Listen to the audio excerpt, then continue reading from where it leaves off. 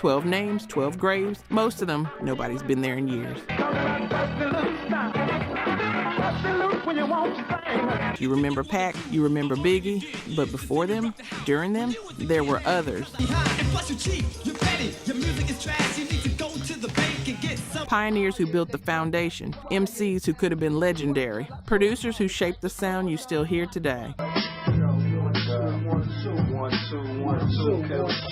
They died young, some by violence, some by tragedy, some by illness. And then the culture moved on. This is for the ones who got left behind, the forgotten architects of hip-hop. Let's bring their names back. Number 12, DJ Grandmaster Flowers.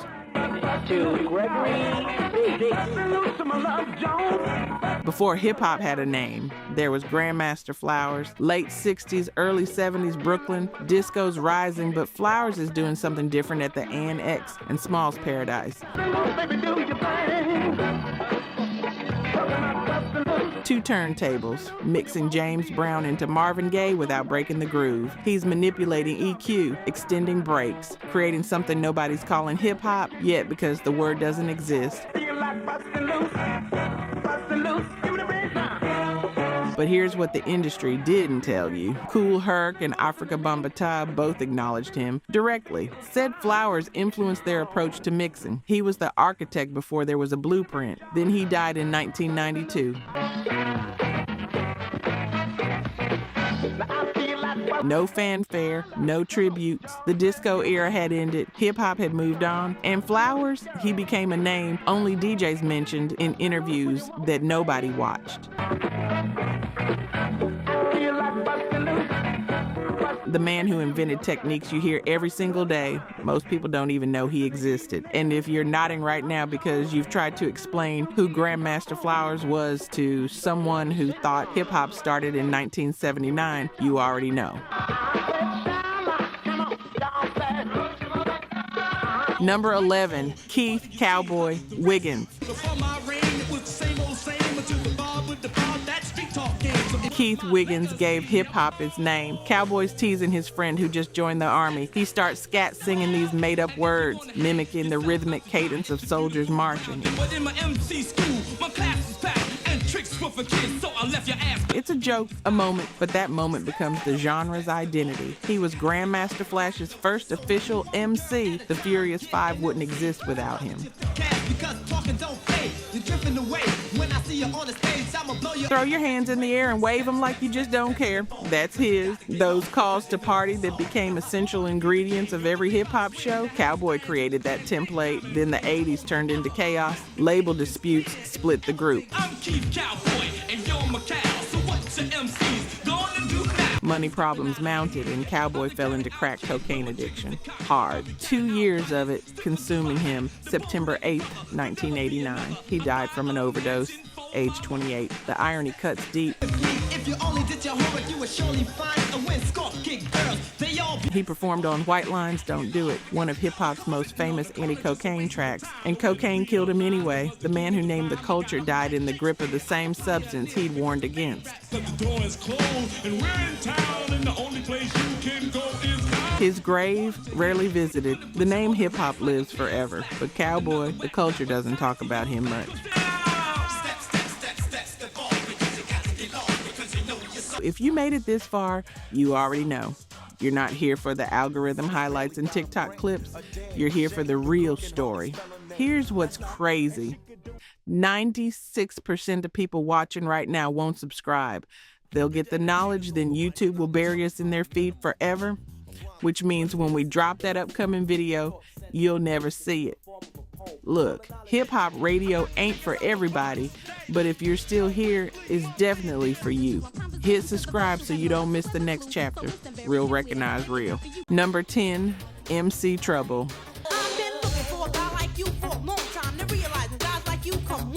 Latasha Rogers was making history at 18. She becomes the first female rapper signed to Motown Records. Not bad for a girl from Los Angeles who'd been rapping since she could talk. Gotta get a grip, drops. The title track hits, I Wanna Make You Mine, reaches number 15 on the Hot Rap Singles chart. She could rap, she could sing, she could dance.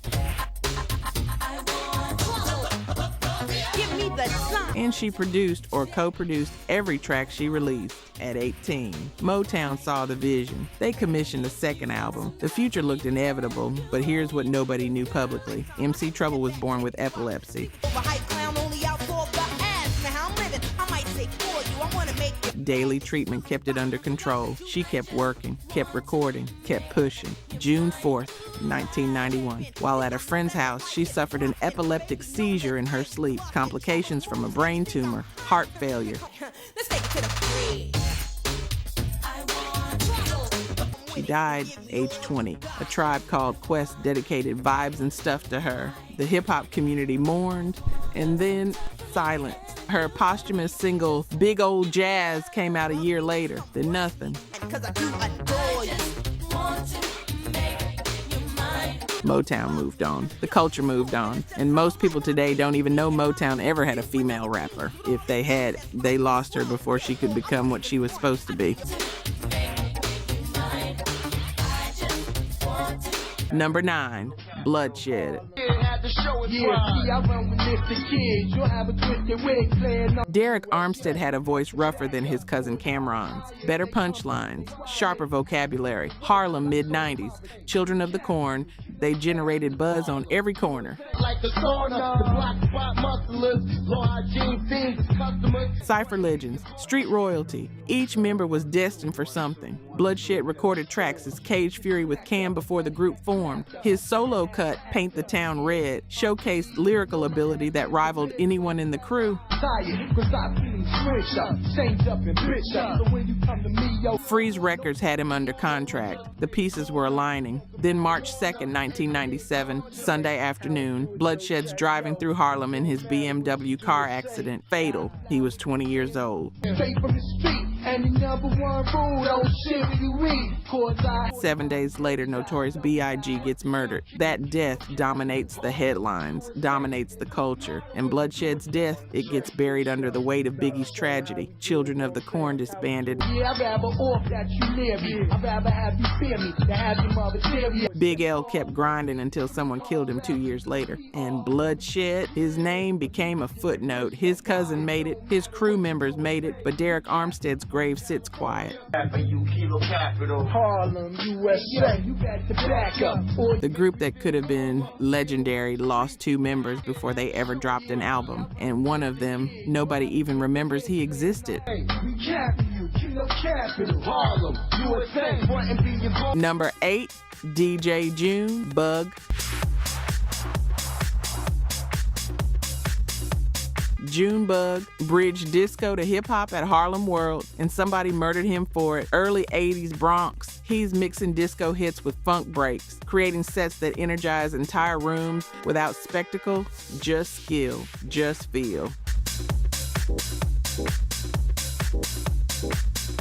The 1984 film Beat Street captured his style. Seamless blending, instinctive genre mixing, pure DJ craft. He played block parties and clubs with equal mastery. That's rare. Most DJs excel at one or the other. Junebug understood something essential. The job is maintaining energy, period, whether it's 50 people or 500. But here's the reality. The early 80s Bronx wasn't forgiving. The violence was real. The streets had rules nobody wrote down. Junebug was murdered, age 27. One of the best blending DJs the game has ever seen, according to Rock the Bells years later. But in 1983, no social media, no documentaries, no viral tributes, just a funeral. A grieving community and a culture that kept moving because stopping meant dying too. His murder cut short a career that was helping define how disco's techniques would evolve into early rap culture. And today, you'd have to dig deep into DJ history to even find his name. The technique leaves, the blending style leaves. The person, gone, forgotten, filed away in the section of hip-hop history most people never open.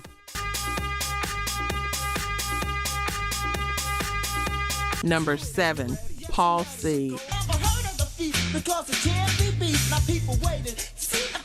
Paul C. McCasty was about to become a super producer. Then someone shot him in his sleep. Queens, late 80s. Paul C. is working at 1212 Studio, and he's doing things with the SP1200 sampler that nobody's figured out yet. Chopping drums, panning samples, creating entire songs out of vocal samples when everyone else is still using loops. He engineered Biz Markie's Just a Friend. He worked on Queen Latifah's Ladies First.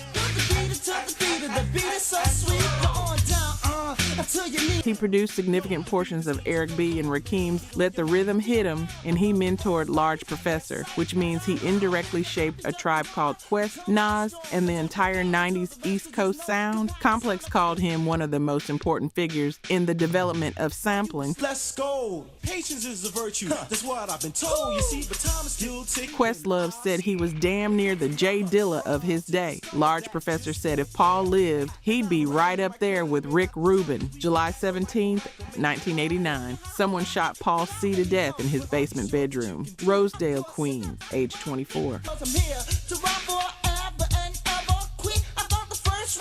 Derek Little Shine Blair was arrested, released due to lack of evidence. The case remains unsolved. And here's what hurts. Paul C. never got proper credit for most of his work. He preferred working without contracts. So albums he shaped don't even list his name. I'm not a fan no more because I'm taking out my idols. That's right. I used to rock. The sound you associate with Golden Age hip-hop, Paul C. built part of that foundation. But most people who love 90s boom bap have no idea who he was. In his grave, it's as silent as the credits he never received. Number 6, Charizma. Rap. What is an MC if you can't? Green light came to catch wreck like a hit and run. Charizma was about to blow up. Then someone shot him at a stoplight while he was getting lunch for his mother. Milpitas, California, early 90s. Charles Hicks meets Chris Minaj, Peanut Butter Wolf, and they click instantly. Rap. What is an MC if Green light back on the track, yo, I'm hungry for the Charizma's got unique flow, savvy wordplay, charisma that matches his name. They signed to Hollywood Records, Disney owned, Tour Germany, open for Nas, House of Pain, and The Far Side. green light, tic tac toe, yo, here we go. Red means stop and green light. Then creative differences with Hollywood Basic. The label wants them to fit into boxes, gangster rap or pop rap. Charizma and Wolf refuse. They get dropped, but that's fine. They're free agents now. The buzz is building. I don't play football, so you don't stop talking unless you're a skin with good. Northern California knows who Charizma is. The future looks bright. December 16th, 1993, Charizma sitting in his car at a stoplight, East Palo Alto, in front of a church, noontime. A man approaches, opens fire. The beatbox in the morning, I'm usually yawning, then I'm kicking crazy rounds until the break. One shot to the chest, killing him. The shooter, recently released from San Quentin on similar charges, gets caught later that day because a preacher watering his lawn saw everything. Mistaken identity. Charizma was on his way to get lunch for his mother. Wrong place, wrong car, wrong moment. rap? What is an MC if you can't rap? What is an MC if you can't? He was 20 years old. Because he hadn't gained national notoriety yet, his death went largely unnoticed by the wider hip-hop community. Peanut Butter Wolf spiraled for months. He eventually founded Stone's Throw Records. Released Big Shots in 2003, a full decade after Charizma died. A plumber, so watch out, cause I'm the type of crazy man. First I slam, bring in the red light. As a tribute to his friend, and if you know underground hip-hop, you've heard the what if story. If Charizma had lived, but he didn't, and most people still don't know his name. Good looks, that's overdue, like a library book. Mariah may sing, dagger diggy. Number 5, Seagram. Well, love is real, it don't have a disguise. Black. Seagram was the first Oakland rapper signed to Rap-A-Lot Records. Someone murdered him protecting his friend. Oakland, early 90s. Seagram Miller releases The Dark Roads in 1992. Hard-edged, violent, cryptic. In the sunshine, one time can't stand to see brothers kicking it, going to a picnic. Then Reality Check in 1994. Laid-back West Coast vibe. Two completely different albums, both classics in the Bay. The Ville becomes an anthem. 69 Ville housing projects, East Oakland. Cost to be the boss, tricks get tossed, Impala on gloss as I floss. Seagram's telling stories the mainstream isn't ready to hear. Rap-A-Lot sees the vision, signs him. The future looks solid, but 3 years earlier, Seagram had escaped an assassination attempt. Together from all the hoods, just mobbing and kicking back, sipping. A song he recorded angered an Oakland drug kingpin. They tried to kill him. He survived. A San Leandro police officer got wounded in the crossfire. July 31st, 1996. Seagram and his friend Gangsta P step out of a van. Got to have an automatic when I'm in traffic.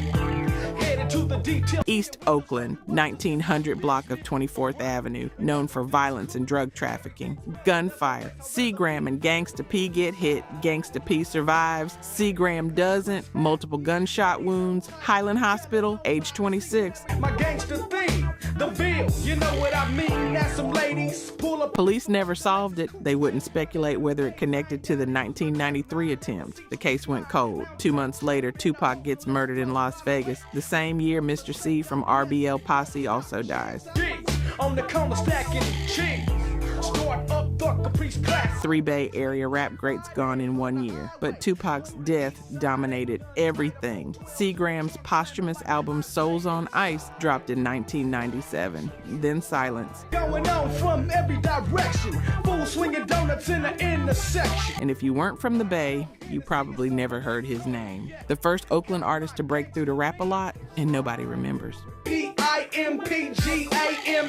I'm telling her it's getting kinda late. Number 4, Scott LaRock. Sing along. This girls look so good when the brain is not ready. Scott LaRock was a social worker by day, DJ by night. Then he tried to break up a fight and someone shot him. Bronx, 1986. Scott Sterling meets Lawrence Parker, KRS-One, at the Franklin Men's Shelter where Scott works. I am the lyricist. Sometimes the suckers on the side gotta hear this. Hey, of rape. They form Boogie Down Productions. Add DJ D-Nice, start building. Criminal Minded drops in early 1987. The album becomes a landmark. Gritty Bronx Project Tales, gangster rap before the term solidifies. And especially when you're not college material. Wake up every morning to your lucky charms. Scott's DJ skills are undeniable, and his ability to connect people, that's his real gift. He convinced D-Nice not to drop out of school, told him education mattered. If you don't want to get your education, you can't be in the group. D-Nice stayed in school.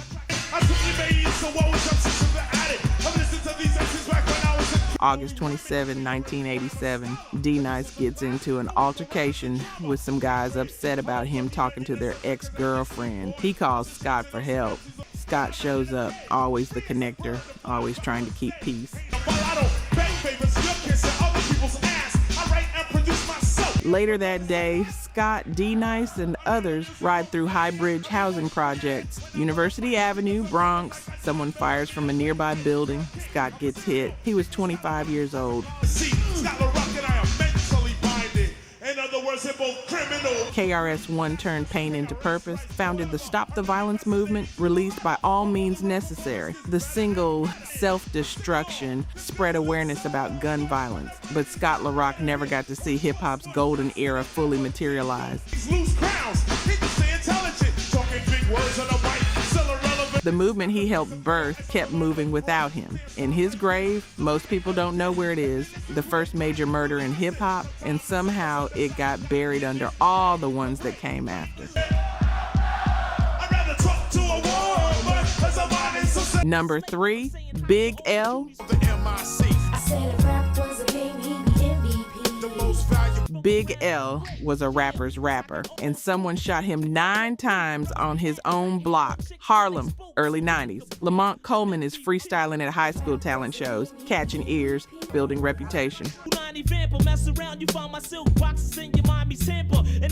Lord Finesse hears him, brings him into Digging in the Crates crew. Columbia Records signs him. Lifestyles of the Poor and Dangerous drops in 1995. Put It On, MVP. The album doesn't sell millions, but among MCs, instant classic.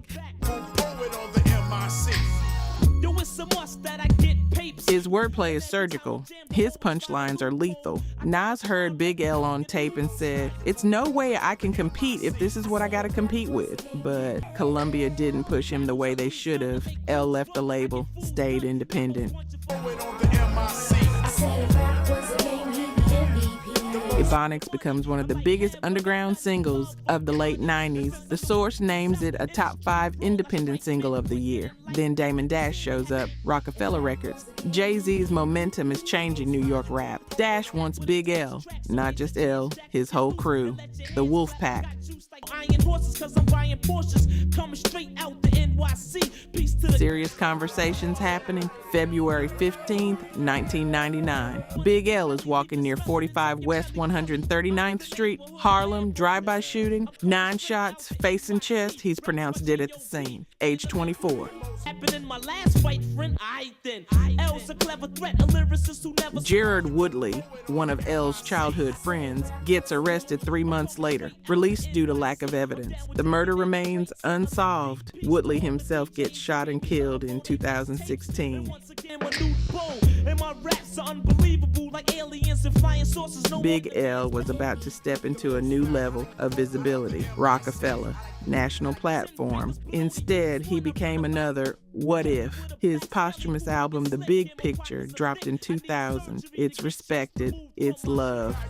Comparing yourself to me is like a bench to a Chevrolet, and clown rappers I'm But Lamont Coleman never got to see his legend materialize. In his grave, West 140th and Lenox got renamed after him. But how many people actually visit? Number 2, Love Bug Starski. So come on, everybody, let's shake it. Love Bug Starski coined the phrase hip-hop, or at least made it famous. Then he died of a heart attack and the culture barely noticed. Late 70s Bronx and Queens. Kevin Smith is DJing and rapping, a double threat. He and DJ Hollywood are rocking clubs and parties throughout New York. Starski's developing his own brand of party rocking. High energy, crowd engagement, pure celebration. He's part of the scene that fostered Kool Herc, Africa Bambaataa, Grandmaster Flash. His name becomes synonymous with Disco Fever, one of hip-hop's most influential clubs. And that phrase, hip-hop, Keith Cowboy from the Furious Five used it too. But Starski helped popularize it throughout the late 70s. The two of them gave the culture its name, and most people don't know either story. Biggie even shouted him out on Juicy. Peace to Ron G, Brucey B, Kid Capri, Funkmaster Flex, Love Bug Starski. The respect was there. The recognition from peers was undeniable. But commercial success, it never came. Starski remained a legend among DJs and old heads, but the mainstream never knew him. February 8th, 2018, Love Bug Starski dies of a heart attack at his home in Las Vegas. At age 57, DJ Premier posted a tribute. Some old heads acknowledged the loss, and then hip-hop moved on, because hip-hop always moves on. The man who helped to give the culture its name died in relative obscurity, and if you ask 10 random hip-hop fans today who Love Bug Starski was, 9 of them won't know. The 10th might remember the Biggie line. That's the reward for being a pioneer. You get a line in someone else's song, and then you're gone. Come on, everybody, let's shake it. Number 1, Pete DJ Jones. Pete DJ Jones ran mobile sound systems that powered block parties when discos wouldn't let kids in. Then he died and nobody wrote the obituary he deserved. Harlem, 1970s. Disco is for adults. Clubs have age restrictions, so kids are locked out of the culture blooming around them. Pete DJ Jones sees the problem and solves it. Mobile sound systems, Hotel Diplomat, Renaissance Ballroom, block parties. He's playing what the room needs. For mixed-age Harlem crowds, that means soulful disco that keeps everyone moving. His technical precision is so sharp that a young Grandmaster Flash watches him work just to learn cueing and beat matching basics. Jones described his philosophy in a 2005 interview with Davey D. Play what the room needs. Simple, effective. That approach made dance music accessible beyond expensive clubs, bringing the culture directly to neighborhoods. He represented the mobile DJ era, the bridge between disco and hip-hop, the connector, the one who said, if they won't let you in the club, we'll bring the club to the block. Pete DJ Jones dies, age 69. No major tributes, no documentaries, no viral moments, just a quiet exit for a man who helped make hip-hop possible by refusing to accept that kids didn't belong in the culture. Grandmaster Flash learned from watching him. That alone should be enough to cement his legacy. But ask around. See how many people know Pete DJ Jones brought hip-hop to the blocks before hip-hop even had a name. The mobile DJ era that made hip-hop accessible, Pete DJ Jones was a pillar, and his grave sits as quiet as the history books that forgot to mention him.